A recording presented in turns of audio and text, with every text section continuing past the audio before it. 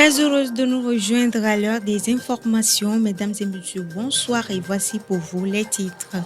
La première session ordinaire du Parlement de la 6e législature de la CEDEAO s'est ouverte ce mardi 2 juillet à Abuja, au Nigeria, sous la conduite de la Togolaise Memunachou Ibrahima, présidente du Parlement. Toujours dans l'actualité, hier 2 juillet est célébrée la Journée internationale des TPME.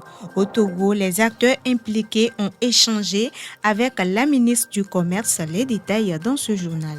Et hors de nos frontières, au Tchad, le président Mahamat Idriss Déby est visé par une enquête en France pour des soupçons de biens mal acquis. Voilà pour les titres, le développement dans un instant.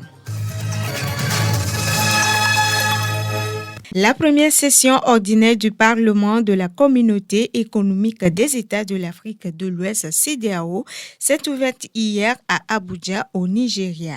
Après avoir prêté serment, les parlementaires de la 6e législature ont échangé sur les questions habituellement débattues. La session a été présidée par l'honorable Ibrahima Memunachou, présidente de l'institution sous-régionale que je vous invite à suivre. Face à de nombreux fléaux et défis qui ont pour nom Nous sommes en effet face à de nombreux fléaux et défis qui ont pour nom la pauvreté, les perturbations climatiques, la crise russo-ukrainienne, le conflit au Proche-Orient, pour ne citer que ceci.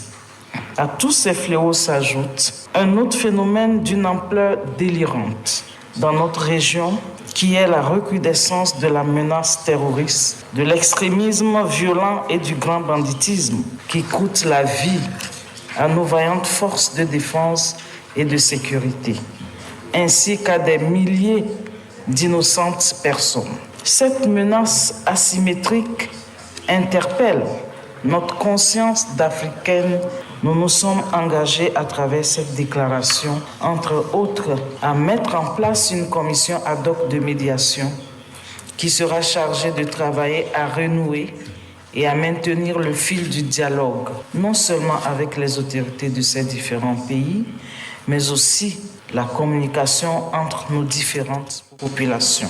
Effectuer des visites de terrain pour comprendre et aider à aplanir les différends entre le Bénin et le Niger, deux peuples frères, et encourager la commission de la CEDEAO à accélérer la mise en œuvre de la stratégie de défense commune dans la lutte contre le terrorisme et l'extrémisme violent.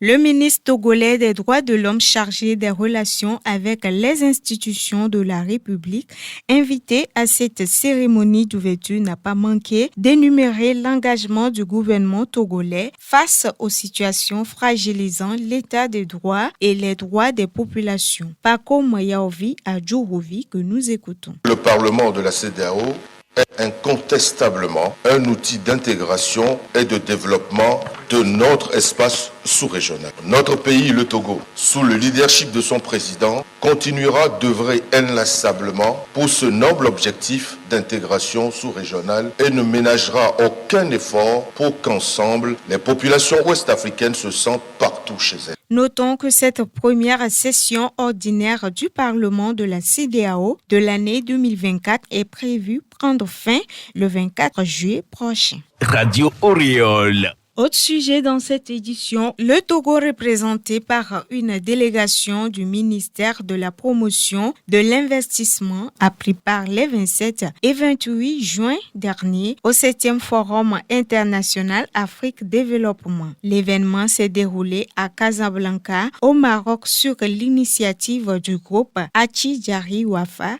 banque en partenariat avec le fonds Almada. Ce forum a réuni les chefs d'entreprise et les décideurs politiques venus de plus de 100 pays autour du thème « Ici, on investit ». Il a permis à la délégation togolaise de mettre en avant ses atouts économiques à travers un stand érigé à l'effigie du pays. Des rencontres bijougées ont été également l'occasion pour la délégation d'échanger avec les chefs d'entreprise ayant un intérêt pour le Togo. En outre, les avantages comparatifs du Togo ont été exposés lors d'un panel assis sur le pays à l'honneur. Lancé en 2010 et s'inscrivant depuis 2015 dans une cadence annuelle, le Forum international Afrique Développement s'est imposé comme la plateforme de référence en faveur du dialogue, de la promotion des investissements et du commerce intra-africain.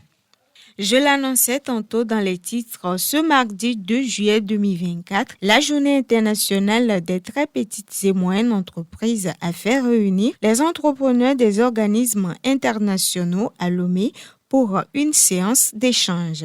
Autour du thème « Construire une résilience collective au TPME pour un meilleur accès au financement et au marché », il est évident que ces entreprises disposent d'un soutien adéquat afin de contribuer véritablement au développement économique du pays.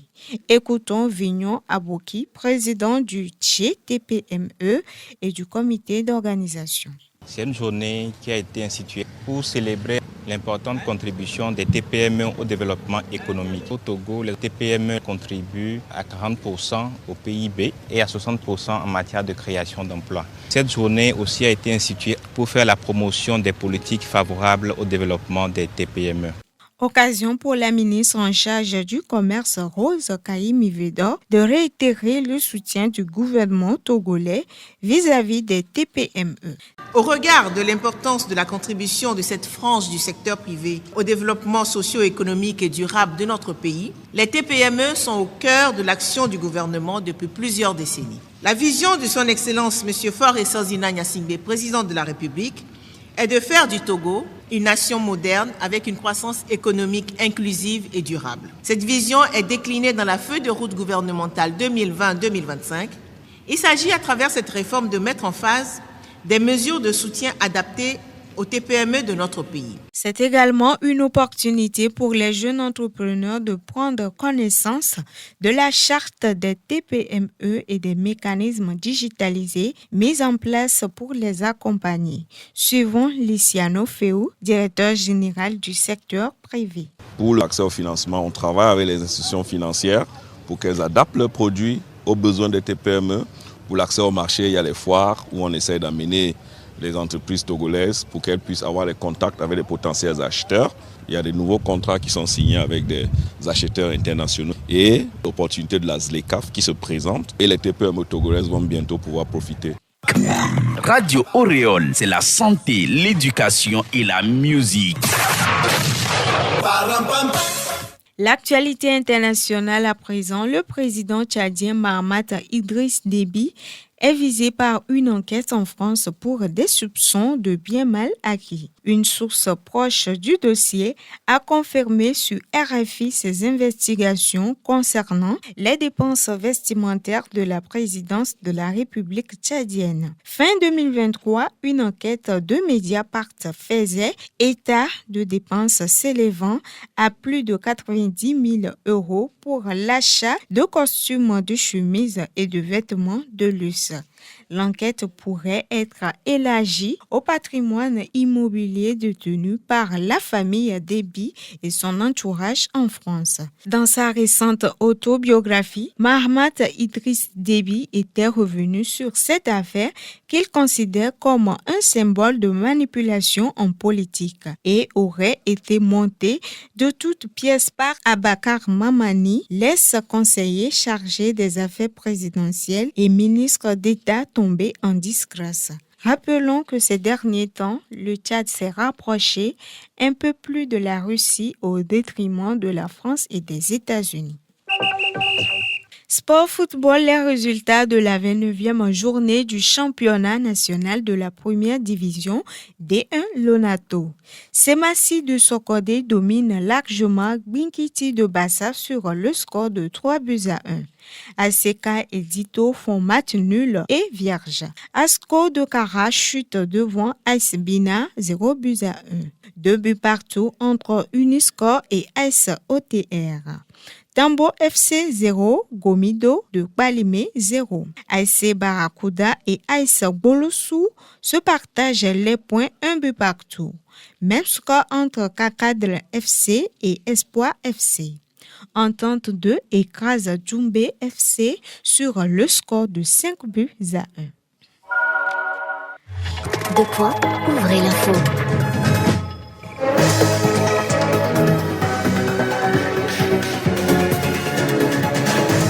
C'est sur ces informations sportives que je prends congé de vous. Merci à vous tous qui l'avez suivi, pas tout à l'heure. Merci à Féton pour la compagnie technique. À la présentation, je suis Hola Siklou. Nos programmes se poursuivent sur la www.radio-oreol.tg.